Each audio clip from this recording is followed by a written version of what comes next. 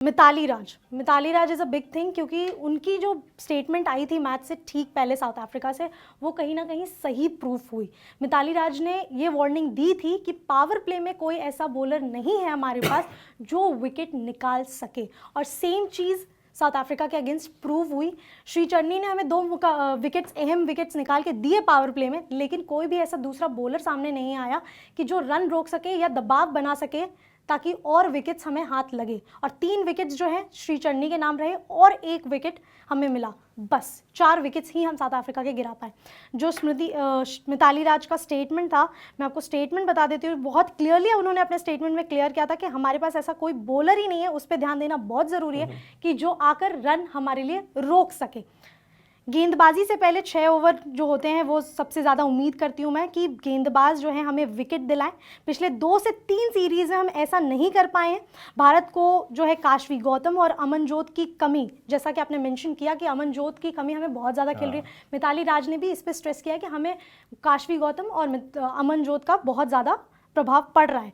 उसके बाद उन्होंने कहा कि जो भी हमारे पास अभी हैं सिनारियोज, जो भी हमारे पास टीम में हैं, उसका यूज़ करना बहुत ज़रूरी है, और शुरुआती ओवर में बढ़त बनाने की बहुत ज़्यादा ज़रूरत है, हमें विकेट्स लेने की बहुत ज़रूरत है। आपको शुरुआती सफलताएं मिलेंगी तो ही आप एक अच्छा स्कोर कर पाएंगी। ठीक बात है। देखिए उनका एनालिसिस है, इतने साल इंडिया खेली है वो, और इतना उन्होंने कंट्रीब्यूट किया है, और जो बैटिंग कहते हैं ना माइंडसेट होता है, उस माइंडसेट को वो अपने जहन में रख के बात कर रही है कि हाँ इंडिया की बॉलिंग अटैक वो देख रही होंगी और सोच भी रही होंगी, अगर वो खेल रही होती तो शायद उनके लिए बहुत ईजी होता है इनके अगेंस्ट रन बनाना। तो ये यही तो है कि जब बायलैटरल सीरीज होती है आप वहाँ तैयारी नहीं करते, वहाँ आप जीतते हैं हारते हैं, बढ़िया एक टूर होता है आप चले आते हैं। लेकिन वो उससे पहले क्या होता था, जब भी मेंस टीम जाती है खासतौर से, मैनेजर के पास एक रिपोर्ट होती थी, उस पूरे टूर्नामेंट में वो लिखता था कि हमने ये चीज़ें हासिल की, यहाँ यहाँ हम लैग कर रहे हैं और ये चीज़ें हमें सुधारनी है। और मुझे लग रहा है वो सिस्टम खत्म हो चुका है। तो जब ये सिस्टम खत्म होता है, जब आप जीत रहे होते हैं सब कोई तारीफ करता है, जैसे ही आप हारना शुरू करते हैं ऐसी स्टेज आती है जहाँ पे आप फंस चुके हैं, एकदम गर्दन आपकी फंसी हुई है, देन आप फिर आप तिलमिलाहट शुरू होती है। तो वो तिलमिलाहट है जो वो दिखना शुरू होगी। बट मैं अभी भी चाह रहा हूँ कि अभी होप है, देखिए इंडियन टीम के पास, बांग्लादेश को हरा सकते हैं। और ऑस्ट्रेलिया ऐसा नहीं है कि हराया नहीं, आपने अपना 50 ओवर क्रिकेट में हराया, और जो चीज़ अच्छी है आपने 50 ओवर में की थी, अगर 20 ओवर में करेंगे तो क्या पता आप दोनों मैच जीत के क्वालिफाई कर जाए। आगे उन्होंने ये भी बहुत क्लियरली मेंशन किया था सर, उन्होंने अपने कोर्ट में, कि जो नेक्स्ट 2 मुकाबले होने हैं, जो बड़े टीम्स हैं आपके पूल में, वो हैं साउथ अफ्रीका, फिर है ऑस्ट्रेलिया। उन्होंने क्लियरली मेंशन किया कि साउथ अफ्रीका और ऑस्ट्रेलिया की टीमों के सामने आप जो है अधिक दबाव डालने की कोशिश करना चाहेंगे, और हमारे पास जो तेज़ गेंदबाज हैं उन्हें बेहतर शुरुआत देना बहुत ज़रूरी है। और वहाँ इंग्लैंड जैसा कि है, वहाँ के जो सर्कमस्टांसेस है, कंडीशंस है, उनका फ़ायदा उठाना बहुत ज़रूरी है, जहाँ आपने भी क्लियरली मेंशन किया कि हमारे तेज़ गेंदबाज जो हैं वहाँ वो फ़ायदा नहीं उठाते दिख रहे हैं। बिल्कुल ठीक बात है। देखिए प्रेशर आप बनाएंगे कैसे, या तो आप अपनी जो स्ट्रेंथ है उसको समझें। जैसे इंडिया की स्ट्रेंथ उनकी बैटिंग है, आपको ये देखना पड़ेगा, अगर ऑस्ट्रेलिया सामने तो आपको 200 के आसपास तो जाना ही पड़ेगा, क्योंकि ऑस्ट्रेलिया बहुत मजबूत टीम है, और उनकी बॉलिंग को प्रेशर में डालने के लिए आपको इनिशियली कुछ रिस्क भी लेने पड़ेंगे, जो मुझे लग रहा है कर रही है भारतीय टीम। बहुत बहुत वो कंफर्ट जोन में क्रिकेट खेल रहे हैं, जिसकी वजह से कैचेस छूट रहे हैं, बॉलिंग में लैप्सेस हो रहे हैं, और ये सारी चीज़ें दिखा रहा है। इसी वजह से तो भारतीय टीम देखिए उस जगह पे आके खड़ी हो गई है जहाँ एक गलती उनको टूर्नामेंट से बाहर कर देगी। क्योंकि हमारे पास अभी फिलहाल टीम में नंदिनी शर्मा है, दूसरा अरुंधति रेड्डी है, फिर श्री चन्नी है, फिर प्रेमा रावत जो आई हैं हमारे श्रियंका पाटिल की जगह, और फिर दीप्ति शर्मा। देखिए मुझे लग रहा है श्रियंका पाटिल की सबसे ज़्यादा कमी फील्ड पे खली है, क्योंकि बहुत अच्छी फील्डर हैं। जितनी भी आपकी जो 15 का स्क्वाड गया है, one of the best fielder है वो।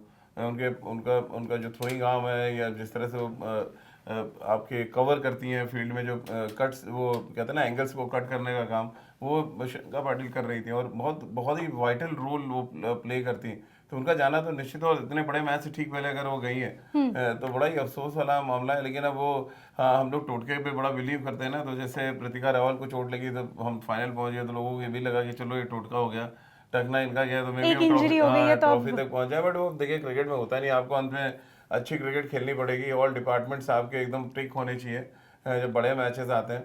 और श्रीलंका के लिए देखिए नंदिनी जो है वो बहुत अच्छे पेसर है, और उनका अच्छा हाथ में स्विंग है। अब क्यों नहीं खिला रहे उनको इंग्लैंड में, ये तो खैर मैनेजमेंट ही बता सकता है, बट उनको खिलाना चाहिए। देखिए आपको ये देखना पड़ेगा, आपकी टीम में जो 15 है उनमें से अटैकिंग ऑप्शन जो विकेट ले सकते हैं उन पे जाइए। अभी मतलब ये वो नहीं है कि यूटिलिटी क्रिकेटर्स ले लिया, काम चलाओ कि यार थोड़ा बहुत बॉल डाल लेता है, बैटिंग कर लेता है, हम 8-9 नंबर तक खिला लें। देखिए जो गौतम गंभीर कर रहे हैं वो उसको कॉपी करने की कोशिश ना करें। अमूल मजूमदार तो बेहतर है कि हमको 8-9 नंबर तक बैटिंग बैटिंग चाहिए, चाहिए। बॉलिंग आपकी नुकरा हो जाए। तो यहाँ जो ये वाला कॉम्बिनेशन जो देख रहा हूँ, मुझे पता नहीं क्यों लग रहा है कि अमूल मजूमदार सडनली जो है T20 में थोड़ा कंफ्यूज हो गए। ओडीआई क्रिकेट में बहुत शानदार काम किया, तो उनको ये देखना चाहिए यार, जो काम 6 हमारे बैट्समैन नहीं कर सकते, 7वां-8वां भी नहीं कर पाएगा। तो आप टॉप 6 पे बिलीव करें और नीचे आप आपके जो बेस्ट बॉलिंग ऑप्शंस हैं उनको लेके जाएं। यही सबसे सही तरीका है आने वाले मैचेस में, अगर आपको जाना है और मैच जीतना है तो। सर अगर मैं ऑप्शंस की बात करूं तो अगर कल के मैच में जहां श्रीचरनी ने हमें विकेट्स निकाल के दिए, तो दीप्ति शर्मा का रोल ये होना चाहिए था कि अगर हमें एक तरफ से विकेट मिल रहा है, मैं क्या कर सकती हूं जिससे कि साउथ अफ्रीका के जो बाकी बल्लेबाज है उन पे ये दबाव बने कि मैं रन लीक ना करूं। सेम थिंकिंग अरुंधति रेड्डी की भी यही होनी चाहिए थी कि हमें रन लीक नहीं करना है। चलो अगर विकेट नहीं बन रहे हैं तो अगर रन लीक नहीं होंगे तो दबाव ऑटोमेटिकली साउथ अफ्रीका के बल्लेबाजों पर जाएगा और विकेट्स फिर आएंगे। लेकिन डेथ ओवर्स में भी वही चीज़ हुई। हम जो है साउथ अफ्रीका 19.1 ओवर में मुकाबला ले गई क्योंकि रन भी ज़्यादा नहीं बने थे। 157 रन हमने बनाए थे, 158 का टारगेट था और उन्होंने 19.1 ओवर में हासिल कर लिया ये चीज़। देखिए सबसे क्या प्रॉब्लम भारतीय टीम के साथ क्या है कि आपकी जो बॉलिंग स्टाइल है वो एक शॉट से, जितने भी इंडियन स्पिनर अगर आप देखें, वो चाहे मेंस टीम हो या वुमेन्स टीम हो, स्वीप शॉट को अच्छा खेलता है ना, हमारे स्पिनर्स बिखर जाते हैं एकदम। अब जो दीप्ति शर्मा की आप बात करें या जो भी और भी बॉलर्स थे, जो रावत खेली, उनकी भी स्पिन, जैसे ही उन्होंने स्वीप शॉट खेलना शुरू किया, साउथ अफ्रीका के बैट्समैन ने खुल लिया। तो एक तो पहले तो बॉलिंग कोच जो है उनको ये प्रैक्टिस करानी चाहिए कि भैया देखो, जितनी भी ऑस्ट्रेलिया, इंग्लैंड है, साउथ अफ्रीका, स्वीप शॉट खेलेंगे आपके अगेंस्ट, क्योंकि स्पिन के अगेंस्ट सबसे इफेक्टिव कोई शॉट है तो वो स्वीप है। तो अगर आप वो कंटेन कर लेंगे और उस एरिया में आप शॉर्ट फाइन लगा लें, एक डीप स्क्वायर लेग लगाएं, पैक कर लें उस एरिया को, देन आप फेंकें। लेकिन आजकल तो रिवर्स स्वीप शुरू हो जाता है, आप एक साइड मारेंगे तो रिवर्स स्वीप शुरू हो जाता है। तो आपको ऐसी स्ट्रैटेजी बनानी पड़ेगी कि जो कहते हैं ना स्क्वायर ऑफ द फील्ड है, उसको अगर आप पैक करके रखें, जितना आप कम रन लीक करेंगे उस एरिया में। क्योंकि इंडिया मैच देखिए, अगर आप इंडिया के मेंस टीम को या वुमेन्स टीम को देखें, जहाँ पे स्पिनर्स को मार पड़ती है, तो जो रन का परसेंटेज है वो स्क्वायर्स पे बहुत होता है, स्क्वायर लेग पे और आपके पॉइंट एरिया में, क्योंकि स्वीप और रिवर्स स्वीप बहुत खेले जाते हैं। तो सबसे बड़ा पॉइंट ये होगा कि आप इन शॉट्स को अगर कंटेन करें अगेंस्ट ऑस्ट्रेलिया भी, क्योंकि आपको ये ध्यान रखना पड़ेगा ऑस्ट्रेलिया स्वीप और रिवर्स स्वीप दोनों खेलता है, पावर रेटिंग तो बात की बात है।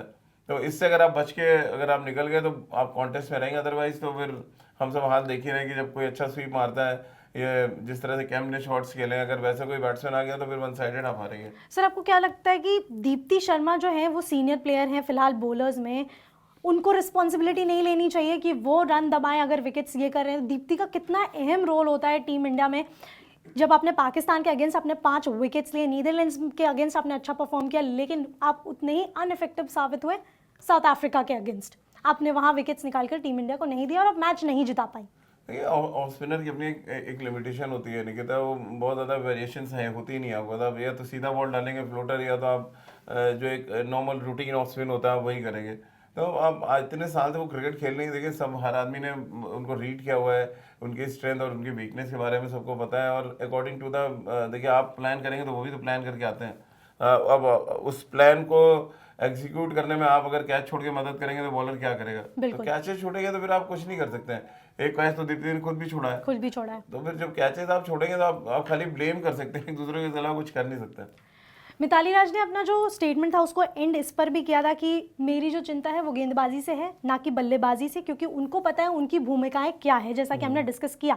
लेकिन जब गेंदबाजों की बात आती है तब हमारे स्ट्राइक जो है, गेंदबाज कौन है, कौन अहम विकेट दिलाएगा, कौन जो है रन रोकेगा, और पता होना चाहिए कि उनको यही कंफ्यूजन है सबसे बड़ी कि कौन विकेट ले रहा है तो कौन रन रोकेगा, और अगर विकेट्स नहीं निकल रहे तो मिडिल जो ओवर्स होते हैं वहाँ कैसे टैकल किया जाएगा। तो जो 2 मुकाबले हैं बांग्लादेश और ऑस्ट्रेलिया के अगेंस्ट, वहाँ टीम इंडिया को अपनी स्ट्रैटेजिकली बॉलिंग पर ध्यान देना बहुत ज़रूरी है, बैटिंग से कहीं ज़्यादा।